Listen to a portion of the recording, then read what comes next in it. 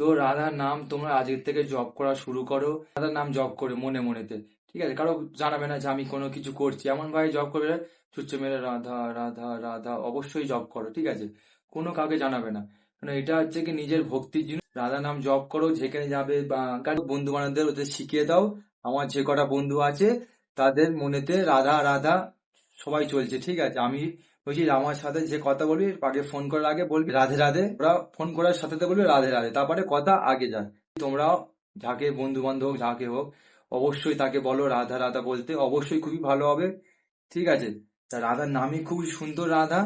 তো আমি তোমাকে মানতাম না, তা হঠাৎ একদিনকে প্রেমানন্দ বাবার ভিডিও দেখে অবশ্যই জানি না কি হয়ে গেছে আমার, সেখান থেকে আমার রাধা নামটা মুখে চলে এসেছে জিভেতে, ভগবানের কৃপাতে। কারণ রাধা রানী কৃপা না হলে তুমি রাধার নামও নিতে পারবে না, ভগবানের স্মরণ করতে পারবে না। সেটাই হচ্ছে কি আমার, চাই না আগে আমি কি পুণ্য করেছি সেটাই আমি ভগবানের দিকে সবসময় প্রার্থনা করতে চাই, যে আমি বৃন্দাবনে যেতে পারি, তোমার কাছে বারসানাতে যেতে পারি, এইটুকুনি কৃপায় বাস।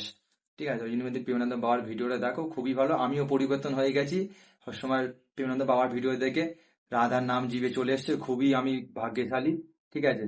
তো ওই জন্যই তোমার বলছি রাধা নাম জপ করো, ভগবানের কাছে প্রার্থনা করো যেন আমি তোমার ভক্তি করতে পারি, ঠিক আছে? সেটাই তোমাদের বলার ছিল।